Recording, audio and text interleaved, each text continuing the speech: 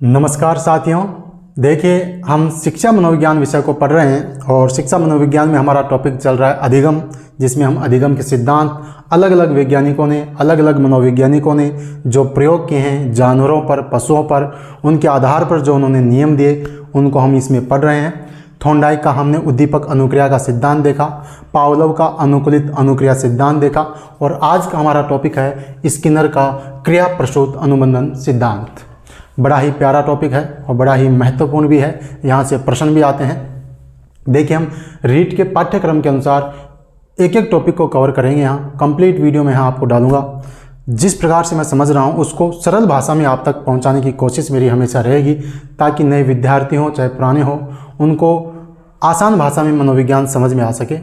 और कुल मिलाकर ये है, बात इतनी है, अल्टीमेट प्रश्न जो एग्ज़ाम में प्रश्न पूछा जाएगा उसको आप अटेम्प्ट कर पाएँ, ज़्यादा से ज़्यादा प्रश्न आप कर पाएँ, सही कर पाएँ, ये मेरा उद्देश्य रहेगा।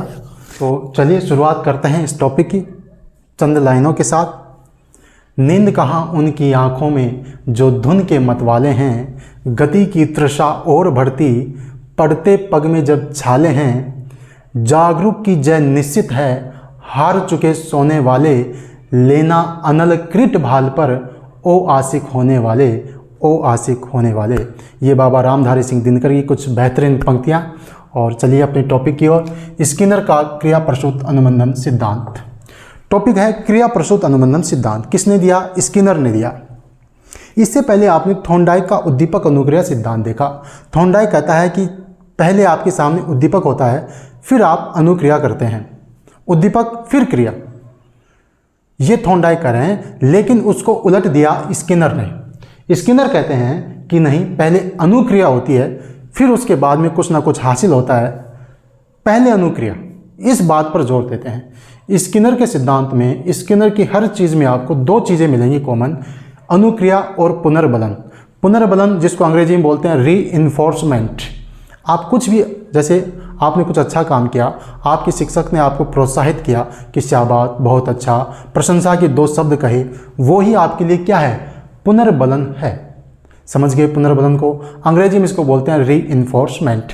बाकी इसमें हमें और भी समझ में आ जाएगा जब हम टॉपिक को और आगे पढ़ेंगे। नाम की बात करें, स्किनर का क्रिया प्रसूत अनुबंधन सिद्धांत, इसके और भी नाम है, सक्रिय अनुबंधन सिद्धांत या क्रियात्मक प्रतिबद्धता सिद्धांत। ये अलग अलग नाम आपको हिंदी में देखने को मिल सकते हैं, लेकिन अंग्रेजी में आपको नाम मिलेगा operant conditioning theory. Operant conditioning theory अंग्रेजी में आपको नाम मिलेगा ऑपरेंट कंडीशनिंग थ्योरी। हिंदी में आपको क्रिया प्रसूत अनुबंधन सिद्धांत मिल जाएगा, सक्रिय अनुबंधन सिद्धांत मिल जाएगा, क्रियात्मक प्रतिबद्धता सिद्धांत मिल जाएगा, कुछ भी नाम आपको मिल सकता है। अंग्रेजी में ये शब्द पकड़ना है, ऑपरेंट कंडीशनिंग थ्योरी। ठीक है, ये तो इसके नाम की बात हो गई। अब इसकी सामान्य जानकारी, नियम किसने दिया? स्किनर ने। जैसा कि मैंने लिख रखा है टॉपिक में, स्किनर। स्किनर कौन है? अमेरिकी मनोवैज्ञानिक। कौन है?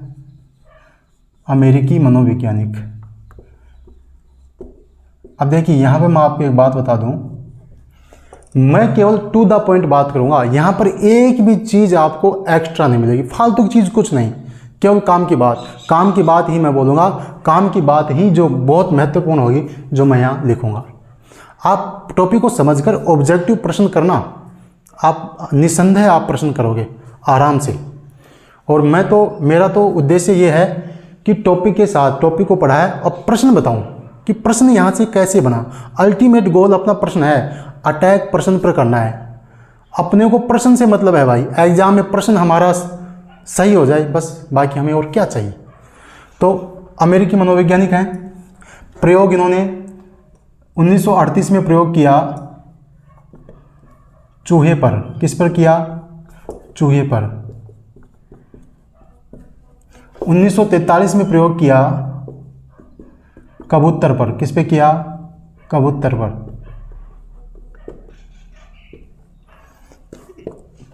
ये तो इनकी बात हो गई। एक बात महत्वपूर्ण है, स्किनर व्यवहारवादी हैं। व्यवहारवादी देखो, मैं अपन शुरू से अपन जब पढ़ेंगे मनोविज्ञान उसमें मैं आपको बताऊंगा, लेकिन अभी आप इतना समझ ले, व्यवहारवादी का नाम आते ही आपके दिमाग में तुरंत ही आना चाहिए वातावरण को अधिक महत्व देने वाले। यानी कि व्यवहारवादियों का ये मानना है कि बालक के विकास में सबसे महत्वपूर्ण भूमिका यदि किसी चीज़ की होती है वो है वातावरण, एनवायरनमेंट। और प्रमुख व्यवहारवादी हैं वाटसन तो ये कहते हैं कि आप मुझे कोई भी बालक दे दीजिए, मैं उसे वैसा बना दूंगा जैसा आप चाहते हैं। तो प्रमुख व्यवहारवादियों में आएंगे वाटसन। लेकिन व्यवहारवाद को आगे बढ़ाने का काम जिसने किया है वो है स्किनर, इसलिए ये मौलिक व्यवहारवादी हैं। स्किनर क्या हैं? मौलिक व्यवहारवादी हैं। स्किनर मौलिक व्यवहारवादी हैं। अगली एक बात है ये अनुक्रिया, क्रिया व पुनर्बलन पर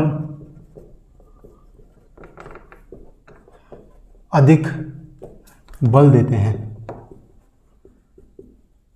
ये चीज आपको देखिए ऑपरेंट कंडीशनिंग थ्योरी, स्किनर अमेरिकी मनोवैज्ञानिक है, 1938 में प्रयोग किया चूहों पर, 1943 में प्रयोग किया कबूतर पर। मौलिक व्यवहारवादी हैं, क्रिया और पुनर्बलन रीइंफोर्समेंट पर बल देते हैं। पहले क्रिया फिर पुनर्बलन, ये इनकी महत्वपूर्ण है, क्रिया और पुनर्बलन, इसको नोट कर लें। ठीक है, इसके बाद में हम बात करते हैं प्रयोग की, इनका प्रयोग। अब इनके प्रयोग की बात करें, प्रयोग इन्होंने किस पे किया? प्रयोग मैंने बताया चूहे पर किया, फिर कबूतर पर किया। प्रयोग वही है, निष्कर्ष वही निकलना है, चाहे एक समझ लो चाहे दोनों समझ लो।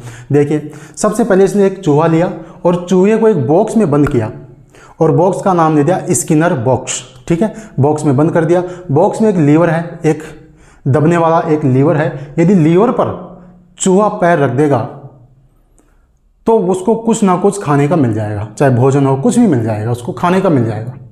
अब बॉक्स में बंद किया, चूहे ने क्या किया? उछल कूद किया, अनुक्रिया की, उछल कूद करता संयोग से उसका पैर किस पे पड़ गया? लीवर पर पड़ गया। जैसे ही लीवर पर पड़ा तुरंत उसको खाने का कुछ ना कुछ मिला। अब जैसे उसको खाने का मिला, चूहे के तो मजे हो गए। अब वो दोबारा जब भी उसको भूख लगेगी तुरंत लीवर पे जाएगा, दबाएगा, खाएगा। तो इस प्रयोग के माध्यम से स्किनर ये कहना चाह रहे हैं कि आप कुछ ना कुछ अनुक्रिया करते रहिए, परिणाम आपको अवश्य मिल जाएगा, पुरस्कार आपको अपने आप मिल जाएगा।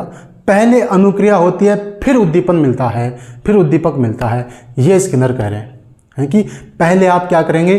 अनुक्रिया, फिर आपको उद्दीपक मिलता है। तो स्किनर पहले अनुक्रिया फिर पुनर्बलन। तो क्या किया उन्होंने? ये चूहा है, इसको बॉक्स में बंद किया। बॉक्स का क्या नाम है? Skinner box. अब चूहे ने क्या किया? उछल कूद करना शुरू किया, उछल कूद, ये है अनुक्रिया। इसको क्या मिल गया? भोजन। ये क्या है? पुनर्बलन। ये प्रयोग है। चूहा लिया, बॉक्स में बंद किया, बॉक्स में क्या करेगा? उछल कूद करेगा, उसको क्या बोल दिया? अनुक्रिया बोल दिया। और उसके बाद उसको भोजन मिल गया, वो क्या है? उसके लिए पुनर्बलन। ये तो प्रयोग है। अब इस प्रयोग का महत्व क्या है? शैक्षिक महत्व क्या है? वो ये कह रहा है कि बच्चा कोई भी बालक, कोई भी विद्यार्थी यदि कोई अच्छा काम कर रहा है, जैसा वो काम कर रहा है, उसको प्रशंसा के 2 शब्द कह दो, उसको पुरस्कार दे दो, वो बच्चे के लिए पुनर्बलन है। यहाँ पुनर्बलन पर महत्वपूर्ण जोर दे रहे हैं। यदि आप इसको पुनर्बलन देंगे तो चूहा वापस क्रिया करेगा, जब भी इसको आवश्यकता होगी तुरंत फिर ये क्रिया दोबारा करेगा, उछल कूद फिर करेगा, फिर उसको भोजन मिलेगा, फिर करेगा, फिर मिलेगा। कहने का मतलब ये है कि बालक के अधिगम के लिए उसके लिए पुनर्बलन आवश्यक है। बच्चा यदि कोई अच्छा काम कर रहा है तो तुरंत उसको शाबाशी दो, उसको पुरस्कार दो, उसको प्रोत्साहन दो, ताकि उस क्रिया में उसको क्या मिले? गति मिले, उसको और अधिक करे। आपके द्वारा कहे गए 2 शब्द, प्रशंसा के 2 शब्द, दिया गया पुरस्कार, ये बालक के लिए, विद्यार्थी के लिए क्या है? पुनर्बलन है। ये स्किनर भाई साहब समझाना चाह रहे हैं। ये तो प्रयोग हो गई। इसके शैक्षिक महत्व मैंने आपको बताया। यदि बच्चे में वांछित परिवर्तन लाना चाहते हैं, जैसा आप चाहते हैं कि बच्चा ऐसा बन जाए, तो उस हिसाब का आपको पुनर्बलन देना पड़ेगा। बच्चे ने अच्छा काम किया, पुनर्बलन दो, पुरस्कार दो। यदि कोई गलत काम कर रहा है, उसको उसी समय टोक दो, उसी समय उसको समझाओ कि ऐसे नहीं बेटा, ऐसे करो। सकारात्मक और नकारात्मक दोनों पुनर्बलन की स्किनर बात करता है। ये अपन डिटेल से पढ़ेंगे आगे पुनर्बलन के प्रकारों में। अभी केवल प्रयोग को समझें। ये प्रयोग किया। शैक्षिक महत्व क्या है? बालकों में वांछित व्यवहार, बालकों के वांछित व्यवहार में अपेक्षित व्यवहार में परिवर्तन लाने के लिए इस सिद्धांत का प्रयोग किया जाता है। पहली बात, बालक की उचित क्रिया पर आपके द्वारा कहे गए दो शब्द, प्रशंसा के दो शब्द या पुरस्कार उसके लिए पुनर्बलन का काम करते हैं, रीइंफोर्समेंट का काम करते हैं। ये दूसरी बात, अभिक्रमित अनुदेशन, अभिक्रमित अनुदेशन इसी सिद्धांत पर आधारित है। अभिक्रमित अनुदेशन किसने दिया था? अभिक्रमित अनुदेशन स्किनर ने दिया था और ये इसी सिद्धांत पर आधारित है। इसमें भी करके सीखते हैं और बालकों को पुनर्बलन दिया जाता है। अभिक्रमित अनुदेशन इसी सिद्धांत पर आधारित है।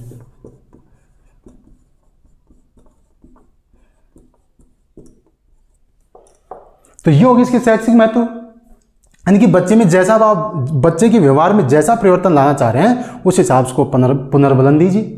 गलत कर रहा है उसको टोक दीजिए, सही कर रहा है उसको प्रोत्साहित कीजिए। बस ये इसका शैक्षिक महत्व हो गया। इसमें और थॉर्नडाइक में क्या अंतर है? थॉर्नडाइक कहता है पहले उद्दीपक सामने होना चाहिए फिर अनुक्रिया होगी। स्किनर कहता है कि पहले सामने क्या होना चाहिए, पहले अपन क्या करेंगे, अनुक्रिया करेंगे, फिर अपने को अपने आप उद्दीपक मिल जाएगा। तो जो थॉर्नडाइक की एस टाइप थ्योरी थी, एस टाइप, उसको इसने किसने बदल दिया?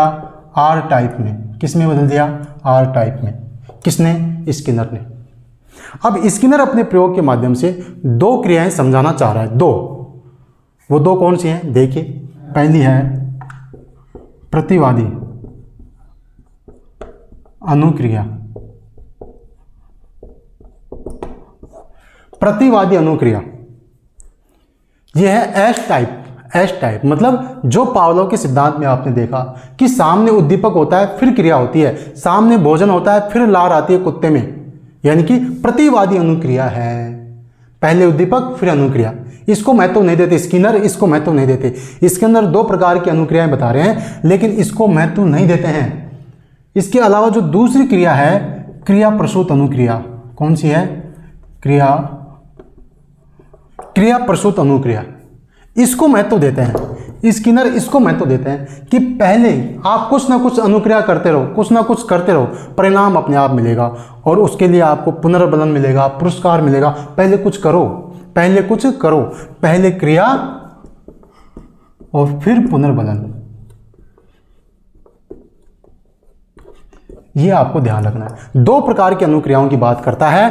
प्रतिवादी जो पावलोव के सिद्धांत में आपको देखने को मिली, इसको महत्व नहीं देता। क्रिया प्रसूत अनुक्रिया, पहले क्रिया फिर पुनर्बलन, इसको महत्व देता है। ठीक है, ये होगी इसकी क्रिया की बात। एक जो महत्वपूर्ण बात करता है स्किनर, वो देखिए। एक क्या बात कर रहा है स्किनर? शेपिंग। शेपिंग इसको बोलते हैं क्रमिक सन्निकट। यहां से प्रश्न भी आते हैं। यह इसको बोलते हैं रूप निर्धारण, यह इसको बोलते हैं आकृतिकरण। क्या कहा मैंने? शेपिंग, ये इंपॉर्टेंट है। यहां से प्रश्न आते हैं, फर्स्ट ग्रेड तक प्रश्न आते हैं। शेपिंग, क्रमिक सन्निकट, रूप निर्धारण, आकृतिकरण, इसकी बात करते हैं स्किनर इस सिद्धांत के माध्यम से। नाम से पता चल रहा है आकृतिकरण। जैसा आप बच्चे को बनाना चाहते हैं, जैसे बच्चे की आकृति चाहते हैं, जैसा बच्चे को बनाना चाहते हैं उस हिसाब का पुनर्बलन। जैसा रूप चाहते हैं, रूप मतलब रंग से नहीं है, जैसा उसको बनाना चाहते हैं, जो आप उसमें परिवर्तन करना चाह रहे हैं वैसा पुनर्बलन। क्रमिक सन्निकट, उसी के हिसाब से बिल्कुल उसके आसपास का पुनर्बलन, यानी कि पुनर्बलन के लिए न्याय संगत प्रयोग, न्याय संगत पुनर्बलन। जैसे किसी बच्चे से आपने प्रश्न पूछा, उसने बहुत ही अच्छा आंसर बताया तो उसको कहूँगा वेरी गुड, शाबाश बेटा। लेकिन उसने किसी ने दूसरा थोड़ा सा कम, आधा सही और आधा गलत उत्तर बताया, तो आप क्या कहेंगे? अच्छा, बहुत ही अच्छा, लेकिन आपको थोड़ा सा और सुधार करना चाहिए। इस हिसाब से उसको आपको पुनर्बलन देना चाहिए। जैसा आंसर वैसा ही पुनर्बलन, जैसा आपको व्यवहार चाहिए वैसा ही पुनर्बलन। पुनर्बलन के लिए न्याय संगत आपको होना पड़ेगा, ये शेपिंग में कह रहे हैं। समझ गए शेपिंग? ठीक है, ये महत्वपूर्ण इंपॉर्टेंट है। अब इस टॉपिक से प्रश्न कैसे बनते हैं ये, और एक चीज और बच गई, पुनर्बलन। पुनर्बलन के प्रकार सकारात्मक, नकारात्मक, धनात्मक, ये पुनर्बलन और है। इसको हम अगले वीडियो में देखेंगे। तो इस टॉपिक को हमने 2 वीडियो में बांट दिया। एक में तो हमने इसमें अब सिद्धांत की बात की, ठीक है, इसके शैक्षिक महत्व की बात की, इसकी महत्वपूर्ण शब्दावली जैसे शेपिंग है, इसके शैक्षिक महत्व इनकी बात की, क्रिया के 2 प्रकार इनकी बात की। अगले वीडियो में हम बात करेंगे पुनर्बलन की। पुनर्बलन कितने प्रकार का होता है, कैसे क्या होता है, और इस टॉपिक से किस प्रकार के प्रश्न पूछे गए हैं, इनकी बात करेंगे। ठीक है साथियों, मिलते हैं अगले वीडियो में। तब तक के लिए जय हिंद, जय भारत।